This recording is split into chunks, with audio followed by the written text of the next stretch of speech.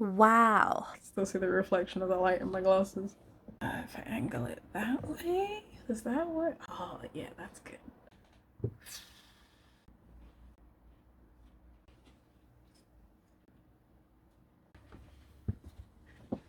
I like them, they're cute. Look at them, they're just sitting.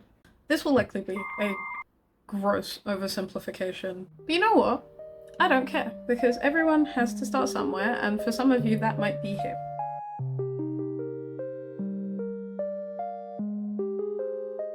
Hi, I'm Charlemagne, I'm a professional tarot reader, and I'm also owner of the brand Charming Moon Co. I've been reading tarot in a professional capacity for a little over 4 years now, and I've been a spiritual practitioner for many more. In this video, I'm going to be going over the basics of tarot reading, what tarot reading is, how it works, and how you can read tarot cards for yourself. So let's start as we mean to go on, the question on everyone's minds. What is tarot exactly?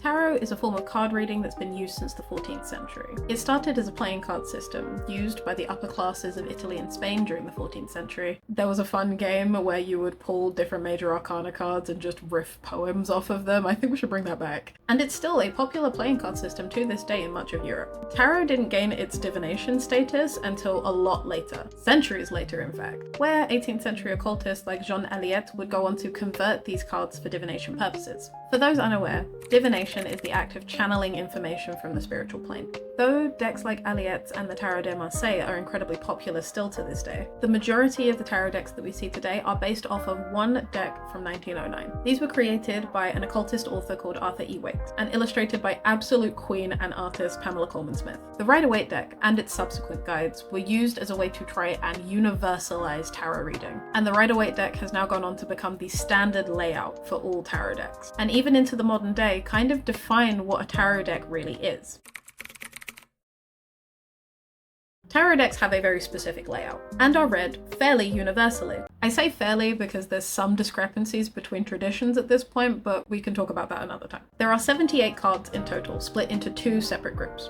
The first group is the Major Arcana, or the Trump cards. These are 22 individual cards, each representing a specific theme. These cards range from the Fool to the World. You will probably recognize some of these from pop culture references like TV or film. If you specifically recognize them from JoJo's Bizarre Adventure, you're a real one, we should be friends. The second group is the Minor Arcana. This is 56 cards split into 4 separate groups, much like a standardized card deck that you would use for playing card games now. The 4 suits that these cards are split up into are Wands, Swords, Cups, and Pentacles, or coins, depending on the deck you're using. These each represent either an element or an aspect of life. We'll be coming back to this later though. Each suit contains an ace, number cards 1 to 10, and 4 court cards. This is usually a page, a knight, a queen, and a king. Remember that some of the names might vary depending on the type of deck you're using, but the meanings are always going to remain consistent if it is a tarot deck. If the deck has more or less cards and a specific system designed for that deck, then that's not a tarot deck, that's an oracle deck. They can be just as good, they just aren't the same. The meanings of the tarot cards are based on Western occult practices and systems. So if you're a practicing Thelemite or part of an esoteric order, these meanings will probably be very familiar to you. They also might seem familiar to you if you're a practicing Wiccan, as tarot reading is very popular amongst Wiccan sects. And arguably bastardized, but I will explain that in a completely separate video. If I try to explain that here, we'll be here all day. Like and comment if you would like to see a video about how Wiccans have changed the way that tarot reading is done. Now that we've got those basics out of the way, let's talk about the Major Arcana. The Major Arcana, as I said before, are the trump cards of the deck. They represent a full progression through a personal journey, starting with the Fool at number 0, or ending with the Fool at number 0. It will depend on the deck and your own perspective. And ending with the World at number 22. In numbered order of appearance, we have the Fool representing beginnings and naivety, the Magician being a very literal take on manifestation and creation, the High Priestess representing a more inherent connection to intuition and the divine, the Empress representing feminine energy, the Emperor representing masculine energy, the Hierophant being a representation of structural faith systems and old institutions. In comparison to the High Priestess, I like to think of them as a pair. The Lovers representing harmony, connection, and love between 2 aspects. This can be 2 people, 2 parts of the self, 2 houses in fair Verona where we lay our scene. I defy you, stars! All that jazz. The Chariot representing victory and overcoming obstacles. Strength being a symbol of inner strength and courage, hence the lion. The Hermit representing introspection and soul searching, looking inside yourself for answers. The Wheel of Fortune being a literal and metaphorical wheel of fortune, representing the ups and downs of luck.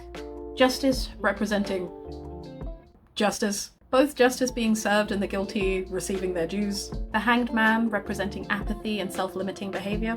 Death representing metaphorical death and rebirth, not literal death. I want to clarify that now.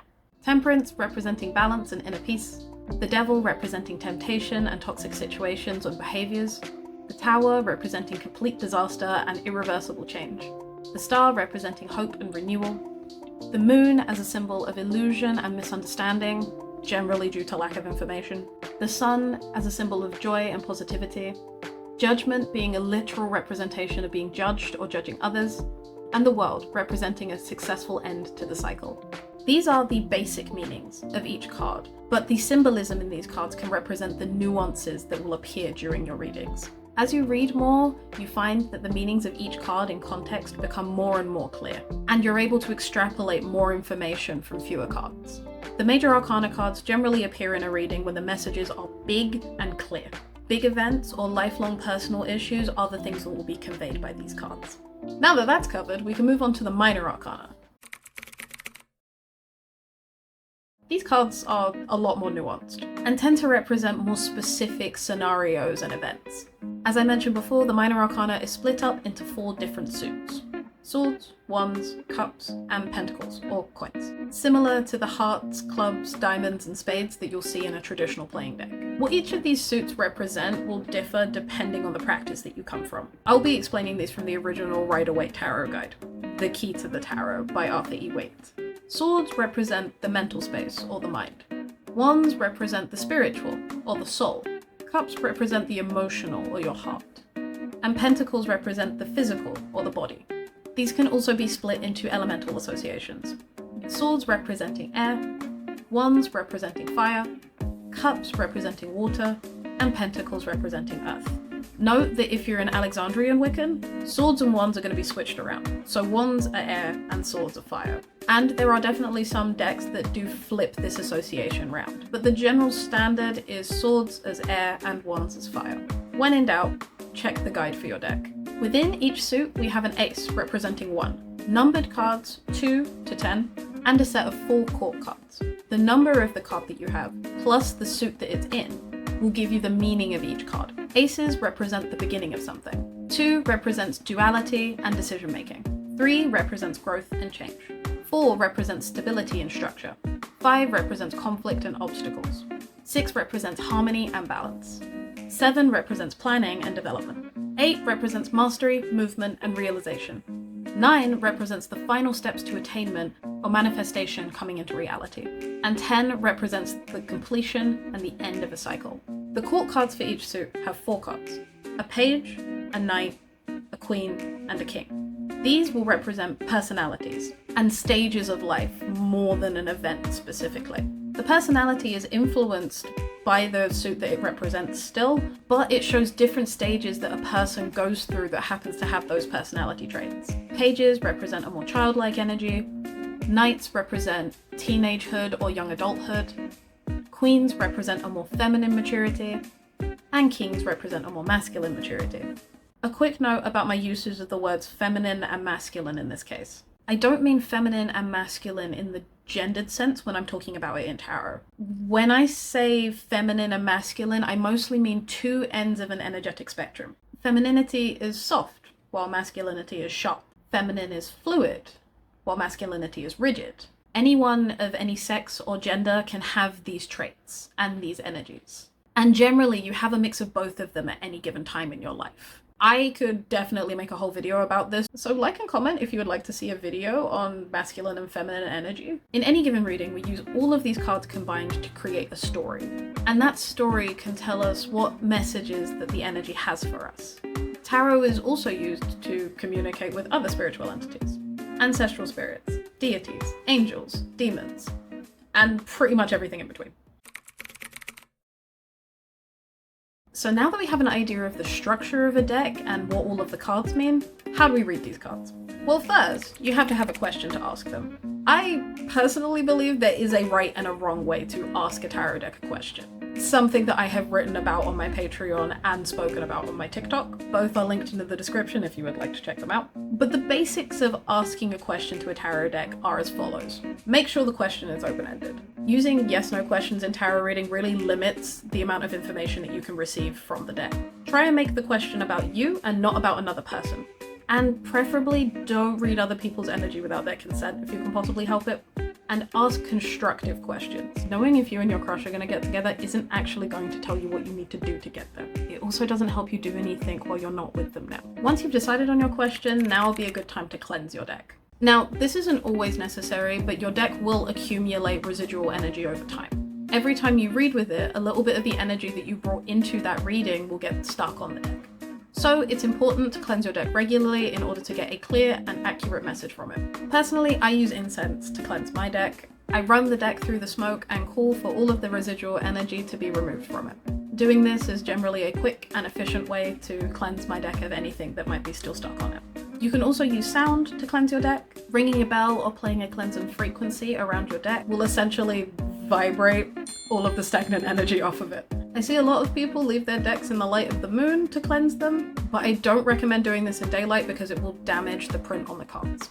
You can also use a cleansing crystal, like a clear quartz. Place the crystal on top of the deck and leave it for at least 10 to 15 minutes. Cleansing out of the way, you can now set up an area with enough space for you to be able to shuffle and lay your cards out in front of you.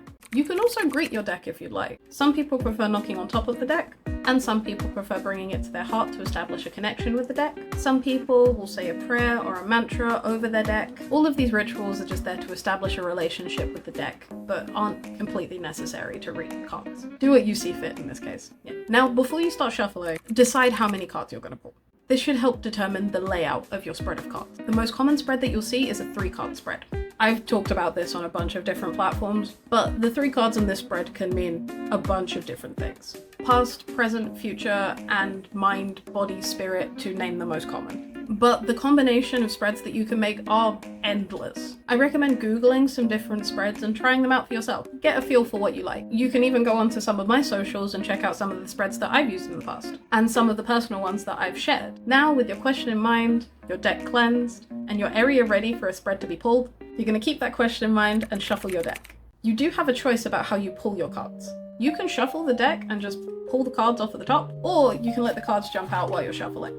I like to let the cards jump out of the deck while I'm shuffling. It just feels a little bit more natural to me. You get a sense over time of what cards are meant for your reading, but a good rule of thumb is that if more than 3 cards jump out of the deck at once, then it's a fumble, not a sign. Once you've picked your method, you pull enough cards so that you fill up your spread. You can then interpret the cards from that spread. If initially something doesn't make sense, you can always pull extra clarifying cards out of the deck to get a more solid answer. And this might help you understand the meaning better. Though I don't recommend doing this more than twice on any given card, that is, because you just end up with nonsense after a little while. And if you want to start reading for yourself regularly, it is worth keeping a journal of all of the cards that you've pulled, or all of the readings that you have done for yourself. What cards you pulled, what you think they mean, what your question was, things like that. This can help you build an understanding of what certain cards mean for you over time. It can also help you understand the greater timeline of energy that you have been reading for. Tarot is a practice, and it means that you get better at it over time. Your understanding of the cards will grow as you continue to practice. The further you get into this, the better you get. The further you get into this, the less you have to look at guides, and the more nuanced the messages become. And with that, you too know how to read tarot cards. If you're looking for a little bit more of an in-depth guide on how to read for yourself and for others, consider downloading my How to Tarot guide from my coffee shop. It's a 100-page document that tells you everything that you need to know about tarot reading as a beginner reader, along with worksheets that you can use along your journey. Cheat sheets, journaling pages, lots of stuff. It's only £3 and you get the PDFs to keep forever. You can also join my Patreon, where I do monthly tarot lessons, weekly collective readings. We also have a book club that's currently reading through The Pictorial Key to the Tarot by Arthur E. Waite. That starts from only £1.11 or $2 a month for my American friends. So consider coming and joining us. We have a good time there. I hope that this video could help you along your tarot reading journey, and I look forward to seeing you again for another video. Stay blessed, my friend.